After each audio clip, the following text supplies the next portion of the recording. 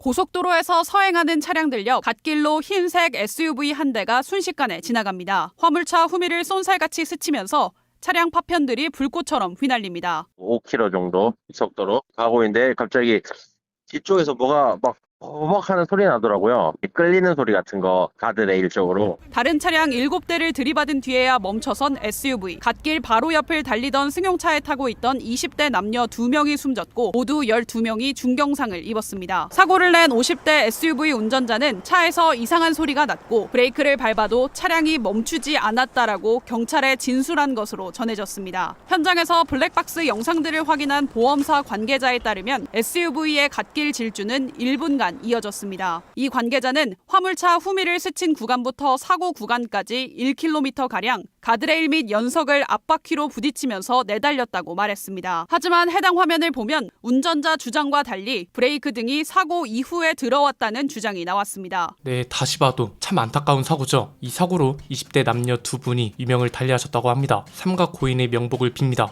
일단 이 사고가 오늘 말씀드릴 법원 판결과는 직접적인 관련이 없습니다. 그러나 최근 발생한 급발진 주장 사고이기도 하고 이 사고도 오늘 주제와 아예 연관이 없지는 않아서 먼저 보여드렸습니다. 최근에 법원 판결이 하나 나왔습니다. 1심에서는 급발진 가능성이 있다면서 운전자한테 무죄를 선고했는데 2심에서 운전자 과실 유죄라면서 판결이 뒤집힌 겁니다. 마침 우리 모두가 유심히 봐야 할 통계 자료도 나왔죠. 페달 5조작 사고의 연령별 발생 현황 자료인데 이것도 시사하는 바가 굉장히 큽니다. 그래서 오늘은 최근에 나온 법원 판결이 왜 이렇게 나왔고 실제로 어떤 연령대에서 페달 5인 사고가 많은지 그리고 앞으로 우리가 해결해야 할 진짜 문제는 뭔지 이런 얘기들을 해보려 합니다. 인터넷 가입하면 당신은 인터넷 민족을 떠올리지 않을 수도 있습니다.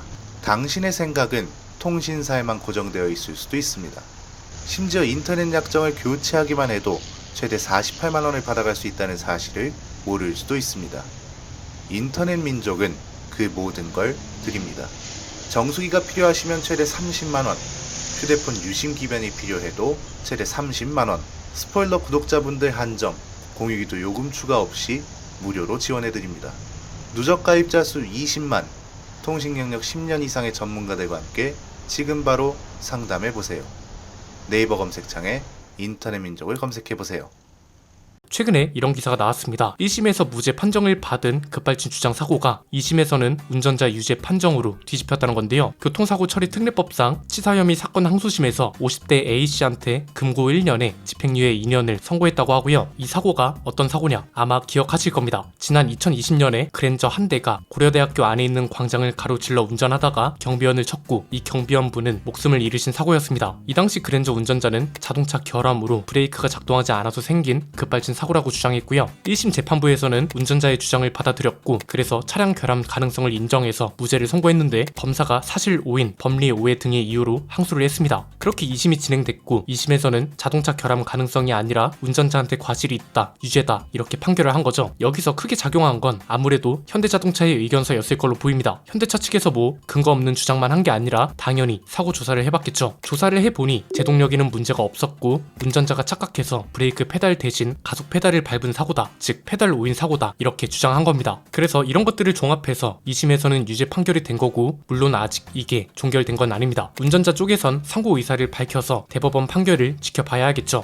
이게 그러니까 과거에 발생한 사고들은 아직도 법리적 판단을 기다리고 있고 지금 어디선가 또 비슷한 사고가 발생하고 있을 정도로 사회적으로 꼭 해결해야 할 문제란 거죠. 오늘 영상 시작할 때 본 뉴스도 어떤가요? 이게 언제 일어난 사고냐면 지난 14일에 보도가 됐거든요. 고속도로에서 차량들이 교통 정체로 서행을 하고 있는데 갓길로 갑자기 소렌토가 엄청난 속도로 달려갑니다. 가드레일도 들이받았다고 하고 트럭도 아슬아슬하게 스쳐 지나가죠. 이 사고로 20대 남녀 2분이 목숨을 잃었고 12명은 중경상, 추돌한 차만 7대였다고 합니다. 해당 사고 차 운전자는 브레이크를 밟았는데도 멈추지 않았다, 급발진을 주장하고 있고 문제는 운전자 주장하고는 다르게 브레이크 등이 사고 이후에 들어왔다는 거죠. 이건 시청력 돌진 사고와 살짝 비슷한 것 같죠? 이렇게 굉장히 자주 뉴스에 등장하고 있고 한번 났다 하면 너무 크게 사고가 발생하다 보니 운전자뿐만 아니라 보행자들도 이제는 무서울 수밖에 없잖아요. 도대체 이 페달 오인 사고가 왜 이렇게 많이 발생하는 거냐, 이게 일단 중요할 것 같은데 많은 분들이 연령대를 궁금해 하시더라고요. 마침 한국교통안전공단에서 나온 자료가 있는데 이 자료에 따르면 60대 이상은 무려 43.2%에 달했다고 합니다. 보니까 50대와 60대가 가장 많죠. 50대 이상은 무려 70.5%에 달하는 거고요. 평균 연령을 보면 더욱 와닿습니다. 이게 국가수에서 발표한 급발진 의심 사고 운전자의 평균 연령을 나타낸 건데 지난 2020년부터 꾸준히 60대인 걸로 나타났고요. 작년에는 이게 껑충 뛰어서 사고 운전자 평균 연령이 67세인 걸로 나타났다고 합니다. 이거랑 같이 봐야 하는 중요한 자료가 이겁니다. 이것도 국가수에서 발표한 자료인데 급발진 의심 사고들이 있었을 거잖아요. 이 사고들 중에 감정을 한 사고, 그리고 감정 결과 페달 오인 사고인 것으로 판정난 사고들을 모아둔 자료거든요. 이렇게 색깔로 나눠서 보면 대부분이 페달 오인 사고로 판정이 났고, 비율로 따지면 무려 88.2%가 페달 오인 사고였다고 합니다. 그럼 나머지 11.8%는 뭐냐? 급발진 사고로 판정 난 거냐? 그게 아니라 사고가 너무 크게 나서 판정이 불가능한 사고들이고요. 이거랑 같이 보면 좋은 게 최근에 공개된 페달 블랙박스 영상이죠. 페달 블랙박스 보급이 아직 그렇게 많지 않습니다. 즉 모수가 굉장히 적은데도 불구하고 공개된 영상 모두가 페달 오조작 사고였습니다. 저는 이거 왜 자꾸 본질을 흐리는 건지 모르겠는데요. 페달 오인 판정률이 88.2%라고 하잖아요. 진짜 극단적으로 나머지 11.8%가 만약 진짜 급발진 사고라 하더라도 이건 페달 오인 사고가 굉장히 심각하구나, 이렇게 봐야 하는 거지. 이걸 가지고 나머지 10%는 왜 공개를 안 하냐, 국가수랑 현기차가 분명 숨기는 게 있을 거야, 치밀한 것들이야, 이러는 게 맞냐 이거죠. 이렇게 바라볼 문제가 전혀 아니라고 보고요. 우리가 이 통계 자료와 최근에 발생한 사고들, 그리고 최근에 공개된 페달 블랙박스 영상들을 통해 알 수 있는 사실은 이미 저희가 많이 정리해드리기도 했고, 저희뿐만 아니라 모카를 비롯한 굉장히 많은 전문 채널들이 사실관계를 정리해주고 논평도 해줬습니다. 즉 이제는 앞으로 어떻게 할 거냐, 앞으로 이 페달 오인 사고를 어떻게 줄일 거냐를 굉장히 치밀하게 고심하고 빠르게 추진해야 한다는 거죠. 이거 어렵지 않습니다. 두 가지만 해결해도 사고가 굉장히 크게 줄어들 걸로 보이는데요. 첫째, 페달 오인 사고 자체를 줄이는 걸 목표로 해야겠죠. 일단 통계 자료라는 결과만 보고 말하자면 결국은 급발진을 외쳤던 운전자들 중 90%에 가까운 사람들이 급발진이 아니었던 거란 거잖아요. 이것도 처벌이라던가 불이익에 대한 논의가 있어야 할 것 같은데요. 옛날에 블랙박스가 없었을 때 아주 가벼운 접촉 사고인데 뒷목 잡고 나오는 거랑 비슷하다고 봐야 한다고 보고, 이것도 일종의 불이익이 가야 하지 않을까 싶습니다. 둘째, 이거랑 동시에 이뤄져야 할 게 노인 운전에 대한 대책이 나와야 한다는 건데요. 우선 페달 오인 사고를 근본적으로 줄일 수 있는 방법은 크게 세 가지라고 봅니다. 첫 번째는 운전면허 교육을 기본적으로 강화해야 한다는 건데, 애초에 기본적인 운전 스킬 평균이 너무 낮은 상태이기 때문에 페달 오인 사고 같은 게 매년 늘어나는 건 어떻게 보면 당연한 걸 수도 있다는 거죠. 두 번째는 차가 갑자기 나가는 것 같으면 가장 먼저 발부터 떼보도록 교육해야 합니다. 이것도 크게 보면 운전면허 교육 전반에 대한 이야기가 될 텐데, 일단 차가 갑자기 이상하게 나가는 것 같으면 가장 먼저 페달에서 발을 떼보는 게 첫 번째라고 봅니다. 발을 떼보면 내가 어떤 페달을 밟고 있었는지를 알 수 있으니까요. 사실 이거 하나만 해도 페달 오인 사고는 굉장히 크게 줄어들 겁니다. 왜냐면 만약 차가 갑자기 나가요. 운전자가 뉴스에서 하도 관련 영상을 많이 봐서 으악 이거 급발진이야, 어떻게든 멈춰야 해, 이렇게 패닉에 빠진다고 생각해보세요. 내가 밟고 있는 페달이 뭔지도 모른 채 어떻게든 멈춰야 한다는 강박에 사로잡혀서 가속 페달을 미친듯이 밟게 되고, 이렇게 속도는 계속 올라가고, 그렇게 해서 사고가 발생하는 거잖아요. 그런데 그냥 발을 떼보면 아 내가 가속 페달을 밟고 있었구나, 이렇게 바로 인지를 할 수 있으니 중요하다는 거고요. 세 번째는 아주 위급한 상황에 필요한 대처도 교육할 필요가 있다고 봅니다. 예컨대 꼭 페달 오인 사고가 아니더라도 가끔 보면 충분히 피할 수 있었는데도 큰 사고로 이어지는 경우가 있잖아요. 브레이크만 제대로 밟았어도, 아니면 핸들을 무리하게 틀지만 않았어도 발생하지 않았을 사고들이 너무 많습니다. 풀 브레이킹을 해본 운전자가 몇이나 될까도 싶고요. 브레이크 페달을 부러질 듯이 밟아서 차가 갈리는 소리가 날 정도를 풀 브레이킹이라고 하거든요. 이거 진짜 한 번만 해봐도 감을 알기 때문에 굉장히 여러가지 사고를 피할 수 있습니다. 핸들 조향도 마찬가지로 무리하게 조작하지 않아도 됩니다. 갑자기 확 틀어버려서 다른 차로에서 달려오는 차와 2차 사고가 나거나 차가 미끄러지는 상황에서 너무 당황한 나머지 핸들을 확 틀어버리고, 그렇게 해서 차가 접지력을 잃고 사고로 이어지거나 이런 게 너무 많다는 거죠. 기본적으로 굉장히 무거운 기계 장치를 절대 다수의 사람들이 있는 곳에서 다루는 게 운전인데, 전반적으로 운전 스킬 평균치가 너무 떨어져 있는 게 아닌가 싶습니다. 우리나라 운전면허 너무 물면허가 된 지 오래고 그렇게 비판이 나와도 바뀔 생각이 없잖아요. 그 다음은 이제 노인 운전 대책 마련이 시급하단 건데, 이건 무조건 노인들의 면허를 뺏으라는 게 아닙니다. 이미 있는 운전 적격 여부 검사나 제대로 점검했으면 합니다. 사실 이것만 제대로 시행해도 말도 안 되는 사고들이 굉장히 많이 줄어들 겁니다. 지금 운전 적격 여부 검사 합격률이 얼마나 높냐면 작년 기준으로 무려 98.5%나 됐다고 합니다. 노인들이 운전을 그만큼 잘해서 그렇지 않고요. 지난 3년간 평균 합격률이 무려 97.5%에 달하는데 검사 검사 항목 7개 중에 2개 이상이 최하 등급을 획득하면 불합격 판정이 나오거든요. 문제는 불합격을 해도 페널티가 없다고 합니다. 2번 이상 불합격하면 면허 반납을 하든 해야 하지 않을까요? 이미 이걸 2번 이상 불합격했다는 건 운전을 하면 안 되는 상태라는 게 증명된 거잖아요. 심지어 불합격 후 2주 뒤면 재검사를 받을 수 있고 검사 횟수에도 제한이 없다고 하니 이게 얼마나 큰 문제란 거죠.